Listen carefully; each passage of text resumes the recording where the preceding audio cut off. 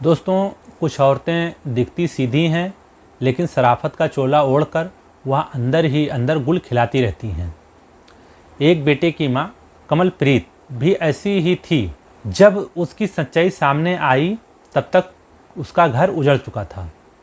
19 मार्च 2018 की सुबह कमलप्रीत कौर अपने पति का नाम हरजिंदर सिंह से यह कहते हुए घर से निकलती थी कि उसके मायके में किसी की तबीयत खराब है, इसलिए वह राहुल को लेकर वहाँ जा रही है। पत्नी की यह बात सुनकर हरजिंदर ने कहा, ठीक है वो आओ, ज़्यादा परेशानी वाली बात हो तो मुझे फ़ोन कर देना, मैं भी पहुँच जाऊँगा। पत्नी कह, हाँ तुम्हारी ज़रूरत हुई तो फ़ोन कर दूँगी और कोई ज़्यादा चिंता वाली बात नहीं है, 2 दिन में वापस लौट आऊँगी। वह रहने वाली मूल रूप से पंजाब के ज़िला पटियाला के गांव बल्लोपुर की थी। कमलप्रीत करीब 12 साल पहले जब वह 19 बरस की थी तब उसकी शादी हरियाणा के गांव गड़ौली के रहने वाले हरजिंदर सिंह से हुई थी। यह गांव जिला अंबाला के नारायणगढ़ के तहत आता है। नमस्कार दोस्तों, मैं फरीद अख्तर, आप लोगों का मेरे यूट्यूब चैनल क्राइम स्टोरी पे बहुत बहुत स्वागत है। अगर आप लोगों ने अभी तक हमारे चैनल को सब्सक्राइब नहीं किया है तो आप लोग मेरे चैनल को सब्सक्राइब कर लें, वीडियो को लाइक कर दें। तो दोस्तों, शादी के ठीक 1 साल बाद कमलप्रीत ने एक बेटे को जन्म दिया जिसका नाम राहुल रखा गया। इन दिनों वह गांव के सरकारी स्कूल में 5वीं कक्षा में पढ़ रहा था। हरजिंदर का अपना खेती बाड़ी का काम था और बहुत अच्छी ज़िंदगी वो गांव में जी रहे थे, जिसमें वह काफ़ी व्यस्त रहता था। कमलप्रीत घर पर रहते हुए चौके चूल्हे से लेकर सब काम संभाले हुए थी। जो भी था सब बड़े अच्छे से चल रहा था। पति पत्नी में खूब प्यार था, दोनों में अच्छी बनती थी। बच्चों का भी सलीके से ध्यान रखे हुए थे। काफ़ी दिनों से राहुल पिता से कहीं घुमा लाने की जिद कर रहा था, तो पिता ने उससे पक्का वादा किया था कि वह उसके इम्तिहान ख़त्म होने के बाद उसे 2 दिन के लिए घुमाने शिमला चलेगा। मगर पेपर ख़त्म होने के अगले रोज़ ही उसे अपनी माँ के साथ नानी के यहाँ जाना पड़ गया। पत्नी के मायके जाने वाली बात हरजिंदर को कोई परेशानी वाली बात नहीं थी। पति की निगाह में कमलप्रीत एक सुलझी हुई मेहनती औरत थी जो ससुराल के साथ साथ अपने मायके वालों का भी पूरा ध्यान रखती थी। सुख दुख में वह अपने रिश्तेदारों के यहाँ भी अकेली जाया करती थी। कुल मिलाकर बात ये थी कि हरजिंदर को अपनी पत्नी की तरफ से कोई चिंता नहीं थी, इसलिए आज वह 19 मार्च को बेटे के साथ मायके के लिए घर निकली तो हरजिंदर ने कोई चिंता नहीं की। उसी रोज़ शाम को समय हरजिंदर ने पत्नी को यूं ही रूटीन में फ़ोन करके पूछा, हाँ कमल, प्यार से उसको कमल कहा, हाँ कमल, पहुंचने में कोई परेशानी तो नहीं हुई? बल्लोपुर पहुंचकर तुमने फ़ोन भी नहीं किया?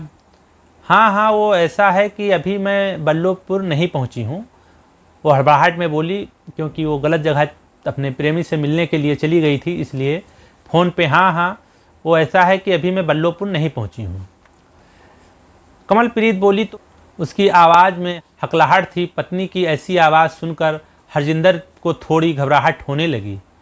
उसने पूछा, बल्लोपुर नहीं पहुंची तो फिर कहाँ हो? अभी मैं शहजादपुर हूँ, किसी ज़रूरी काम से मुझे यहाँ रुकना पड़ गया है, कमलप्रीत ने पहले वाली लहजे में ही जवाब दिया। शहजादपुर में? ऐसा क्या काम पड़ गया तुम्हें? वहाँ तुम किसके यहाँ रुकी हो? सब ठीक तो है? बताओ, कोई परेशानी तो नहीं, मैं भी वहाँ आ जाऊँ? पति घबराते हुए कहता है कि मतलब तुम्हें मायके जाना था और तुम दूसरे जगह का एड्रेस बता रही हो, तो वहाँ कैसे पहुँच गई? ये नहीं बताया कि मैं प्रेमी के यहाँ आई हूँ। पत्नी बोलती है, सब ठीक है, घबराने की कोई बात नहीं है। अच्छा, फ्री होके मैं आपको फिर कॉल करती हूँ। जब तक इधर से पति बोलता तब तक उधर से फ़ोन काट देती हैं, क्योंकि उसके रूम पे रहती हैं तो फ़ोन काट देती हैं। उस लड़के के रूम पे अपना लड़का लेके जाती हैं, वहीं पे वो रहती हैं, फ़ोन काट देती हैं। ये बोलती हैं फ्री होती हूँ तब फ़ोन करती हूँ, तब सब कुछ विस्तार से भी बता दूंगी। कहने के साथ ही कमलप्रीत की ओर से कॉल डिस्कनेक्ट कर दी गई। लेकिन हरजिंदर की घबराहट बढ़ गई थी। उसने कमलप्रीत का नंबर फिर से मिला दिया, पर उसका नंबर स्विच ऑफ आने लगा। अचानक यह सब होने पर हरजिंदर का फिक्रमंद हो जाना लाजमी था। कुछ नहीं सूझा तो उसने उसी समय अपनी ससुराल के लैंडलाइन नंबर पर फ़ोन करके पता किया तो वहाँ पे पता लगा कि यहाँ उनकी आने की कोई सूचना भी नहीं था और ना कोई वहाँ पे बीमार है। जब ये बात सुनते हैं पति जी तो उनको तब घबराहट होती है और समझ जाते हैं कोई मेरे साथ चाल हुआ है।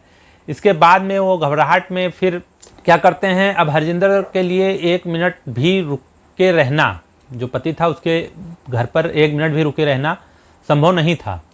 उसने अपनी मोटरसाइकिल उठाई और शहर के शाहजादपुर की ओर रवाना हो गया।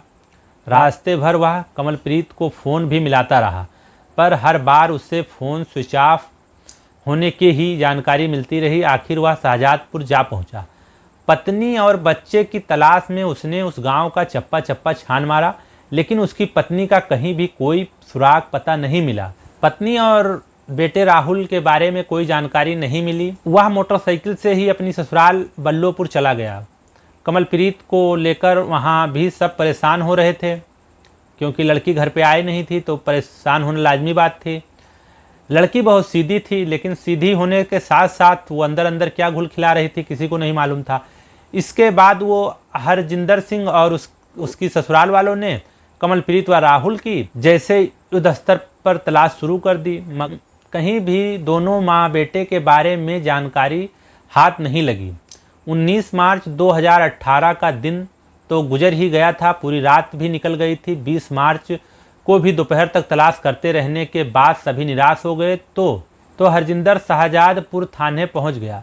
थाना प्रभारी शैलेंद्र सिंह को उसने पत्नी और बेटे की रहस्यमय तरीके से गायब होने की जानकारी दे दी। थाना प्रभारी ने कमलप्रीत और उसके बेटे राहुल की गुमशुदगी दर्ज कर ली। पुलिस ने अपने स्तर पर दोनों माँ बेटे को ढूंढने की कार्रवाई शुरू कर दी। देखते देखते इस बात को 1 सप्ताह गुजर गया, मगर पुलिस भी इस मामले में कुछ कर पाने में असफल रही। बात 26 मार्च 2018 की थी। थाना प्रभारी शैलेंद्र सिंह उस वक्त अपने ऑफिस में थे। तभी एक अधेड़ उम्र के शख्स ने उनके सामने आकर दोनों हाथ जोड़ते हुए दयनीय भाव से कहा, सर मेरा नाम ओम प्रकाश है और मैं यमुना नगर में रहता हूँ। दरोगा साहब से वो कहते हैं, जी हाँ कहिए। तब दरोगा साहब बोलते हैं, जी हाँ कहिए। शैलेंद्र सिंह बोले, अब क्या कहूँ सर, एक भारी मुसीबत आन पड़ी है हमारे परिवार पर। दरोगा सर बोलते हैं, हाँ हाँ बताइए क्या परेशानी है। सर मेरा एक भांजा है नीटू, उम्र उसकी करीब 21 साल है। किसी बात पर उसका एक औरत से झगड़ा हुआ और वह हाथापाई में औरत मर गई। उसने उसकी लाश को कहीं ले जाकर दफना दिया। जब इसकी जानकारी मुझे हुई तो हमने उसे समझाया कि गलती हो जाने पर कानून से आंख मिचौली खेलने के बजाय पुलिस के सामने आत्मसमर्पण कर देना चाहिए, यही बेहतर होगा। ओम प्रकाश ने कहा। इस पर एक बार तो शैलेंद्र सिंह चौंके, फिर खुद को संभालने का प्रयास करते हुए बोले। जो वहाँ के दरोगा थे वो समझ गए घटना, कुछ उनको समझ में आने लगा, क्योंकि रिपोर्ट भी उसी थाने में दर्ज थी। मतलब यह कि आपके भांजे ने किसी की जान ली, फिर उसकी लाश भी ठिकाने लगा दी। अब सरेंडर का प्रस्ताव लेकर आए हो तो ये भी बता दो कि किन किन शर्तों पर सरेंडर करवाने के लिए लेकर आए। कोई शर्त नहीं सर, लड़का आपके सामने तो अपना अपराध कबूलेगा ही, अदालत में भी ठीक ऐसा ही बयान देगा, भले ही उसने कितनी भी सज़ा क्यों ना हो जाए। पर आपसे हमें सिर्फ इतना सहयोग चाहिए कि थाने में उस पर ज़्यादा सख्ती ना हो, ओम प्रकाश ने कहा। दरोगा साहब बोलते हैं, देखो अगर वह हमें सहयोग करते हुए सच्चाई बयान करता रहेगा तो हमें क्या ज़रूरत पड़ी है उससे सख्ती से पूछने की। जाओ लड़के को लाकर पेश कर दो। यदि वह सच्चा है तो यहाँ उसे किसी तरह की कोई भी जायज़ती नहीं होगी। ठीक है सर, मैं समझ गया। लड़का थाने के बाहर ही खड़ा है, मैं अभी उसे लाकर आपके सामने पेश करता हूँ। कहने के बाद ओम प्रकाश बाहर गया। थोड़ी देर में वह अपने भांजे को लेकर थाने के अंदर आ गया। यही है मेरा भांजा नीटू सर, उसने बताया कि जिस वक्त ओम प्रकाश नीटू को लेकर थाना प्रभारी के ऑफिस में पहुंचा था, पुलिस वाले बगल के कमरे में एक अभियुक्त से गहन पूछताछ कर रहे थे। जरा सी देर में वहां से चीखा चिल्ली की आवाज़ जोरों जोरों से निकल रही थी। ये भयानक आवाज़ सुन के जो नीटू था, भांजा जिसने कत्ल किया था, उसकी हवा सड़क गई। जब आवाज़ें बाहर आती थी, बगल में वो खड़ा था, उसके चेहरे से पसीने निकलने लगा। वो पसीने से तरबतर हो गया और उसके बाद में उसने एक गुनाह और कबूला। फिर उसने वहीं पर दबी सी आवाज़ में अपने मामा से बोलता है, मामा एक बात तो आपको मैंने बताई ही नहीं। फिर जब तुम एकदम सच्चाई बयान कर ही रहे हो तो फिर डर कैसा? ओम प्रकाश ने समझाया। यही तो डर है मामा, चिंटू बोलता है, यही तो डर है मामा, मैंने आपको भी पूरी सच्चाई नहीं बताई। दरअसल मैंने औरत के साथ साथ उसके बेटे का भी मर्डर कर दिया है और दोनों की लाशें एक साथ दफनाई हैं। नीटू की यह बात थाना प्रभारी के कानों तक भी पहुंच गई थी। उन्होंने नीटू को खा जाने वाली नज़रों से देखते हुए कहा, मुझे पहले ही शक था कि तुम्हारे अपराध का संबंध गड़ौली की कमल प्रीति और उसके बच्चे की गुमशुदगी से है। अब तुम्हारे लिए बेहतर यही है कि तुम अपनी घिनौनी अपराध की सच्चाई दास्तान अपने मामा को बता दो, वरना दूसरे तरीके से सच्चाई उगलवानी भी आती है। थाना प्रभारी के इतना कहते ही ओम प्रकाश नीटू को पूरी दास्तान सुनाने पर मजबूर हो गया। दूसरे कमरे में ले गया। इसके बाद नीटू ने अपने अपराध की पूरी कहानी मामा को बता दी। नीटू के बताने के बाद ओम प्रकाश सारी कहानी थाना प्रभारी को बता दी। थाना प्रभारी ने ओम प्रकाश के बयान दर्ज करने के बाद उसे घर भेज दिया। फिर नीटू को गिरफ्तार कर उसे अदालत में पेश कर 2 दिन के लिए पुलिस रिमांड पर लिया। रिमांड अवधि में उससे व्यापक पूछताछ की गई। इस पूछताछ में उसने जो कुछ पुलिस को बताया, उससे अपराध की एक सनसनीखेज कहानी कुछ इस तरह सामने आई। करीब 1 साल पहले की बात है। अपनी रिश्तेदारी के एक शादी समारोह में शामिल होने के लिए कमलप्रीत अकेली नारायणगढ़ के बड़ा गांव गई थी। वहां जब वह नाचने लगी तो एक लड़के ने भी उसका खूब साथ दिया। उसने बहुत अच्छा डांस किया था। इस डांस के बाद भी दोनों एक साथ बैठकर, जो लड़का लड़की थे दोनों एक साथ बैठकर बातें करते रहे। लड़का नाम सुमित उर्फ नीटू कहते हुए बताया कि ये यूँ तो वह शाहजादपुर का रहने वाला है, हमें किराए का कमरा लेकर एक कंपटीशन की तैयारी कर रहा है। जो लड़का रहता है वो किराए पर कमरा लेकर, एक बड़ा गांव है कस्बा, वहाँ पे वो तैयारी कर रहा है। कमलप्रीत उसकी बातों से तो प्रभावित हो ही रही थी, उसका सेवा भाव भी उसे खूब पसंद आया। कमलप्रीत तो थक हार कर एक जगह बैठ गई थी। पार्टी में खाने की जिस चीज़ की भी ज़रूरत होती थी जिक्र भी नहीं करती थी, वो लड़का ला ला के उन्हें देता रहता था।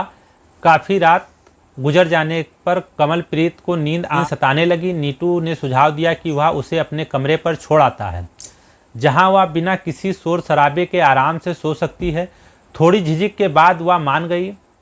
अब तक नीटू को भी नींद आने लगी थी, अतः कमरे में चारपाई पर कमलप्रीत को सुलाने के बाद वह खुद भी ज़मीन पर दरी बिछाकर सो गया। जो लड़का था वो महिला को अपने चारपाई पे सुला दिया और अपना दरी बिछा के सो गया। तो रात का दोस्तों जो सिलसिला था वो इस तरीके से था कि आगे का सिलसिला शायद इनके बस में नहीं था। रात के जाने किस पहर में दोनों एक साथ आंखें खुली और बिना आगे पीछे की सोचे दोनों एक दूसरे में समा गए। कमलप्रीत से नीटू 20 साल छोटा था, अतः की मिलन के बाद कमलप्रीत उसकी दीवानी हो गई। इसके बाद यही सिलसिला चल निकला। दोनों किसी न किसी तरीके से कहीं ना कहीं मौज मस्ती करने का तरीका निकाल लेते थे। देखते देखते 1 बरस गुजर गया। अब कमलप्रीत ने नीटू से यह कहना शुरू कर दिया कि वह अपने पति को तलाक देकर उससे शादी कर लेगी। मौज मस्ती तक तो ठीक था। कमलप्रीत की इस बात ने उसे नीटू को परेशान कर डाला। नीटू ने इस परेशानी से छुटकारा पाने के लिए आखिर मन यह निर्णय लिया कि वह कमलप्रीत को अच्छी तरह से समझाएगा, फिर भी ना मानी तो वह उसका खून कर देगा। इसके लिए उसने एक चाकू भी खरीद कर रख लिया था। 19 मार्च 2018 की सुबह कमलप्रीत उसके यहाँ आ पहुँची। उसके साथ एक लड़का था जिसे उसने अपना बेटा बताया। आते ही उसने कहा कि वह अपने पति को हमेशा के लिए छोड़ आई है, उसे शादी करके अपने लड़के सहित उसी के साथ रहेगी। नीटू ने उसे समझाने की कोशिश की, लगातार समझाते समझाते पूरा दिन और सारी रात भी निकल गई, मगर वह अपनी जिद पर अड़ी रही। तो 20 मार्च को नीटू ने चाकू से कमलप्रीत की हत्या कर दी। यह देखकर उसका लड़का राहुल सहम गया, मगर वह इस मर्डर का चश्मदीद गवाह बन सकता था, इसीलिए नीटू ने चाकू से उसका भी गला रेत दिया। दोनों लाशों को कमरे में छिपाकर नीटू अमृतसर चला गया। वहाँ गोल्डन टेम्पल में उसने वह गुरु से अपने इस गुनाह की माफ़ी मांगी। रात में वापस आकर बड़ा गांव के पास से गुजर रही एक नदी जिसका नाम बेगाना नदी है, उसी की तलहटी में दोनों लाशों को दफना कर आया। इसके बाद वह अपने मामा के पास यमुनानगर चला गया, जिन्होंने उसे पुलिस के सामने सरेंडर करने का सुझाव दिया था। पुलिस ने उसके निशानदेही पर न केवल चाकू बरामद किया बल्कि दोनों लाशें भी खोज ली। जो जरूरी कार्रवाई के बाद पोस्टमार्टम के लिए लाशें भेज दी। कस्टडी रिमांड की समाप्ति पर नीटू को फिर से अदालत में पेश करके न्याय हिरासत में अंबाला के केंद्रीय जेल में भेज दिया गया। अब देखिए यहाँ पे ना समझ लड़का, चलिए लड़का 20-21 साल का था और औरत 40 साल की थी। दोस्तों दोनों में 20 साल के अंतर होने के बाद कौन समझदार है कौन ना समझदार है, तो देखिए एक कैसा घर उजड़ गया। ये सच्ची घटना है। दोस्तों आप लोगों को अगर यह वीडियो पसंद आई है तो चैनल को सब्सक्राइब कर लें और लाइक कर दें। फिर हमारी मुलाकात होगी आप लोगों से किसी अन्य वीडियो में, तब तक हमारे चैनल पर आप लोग बने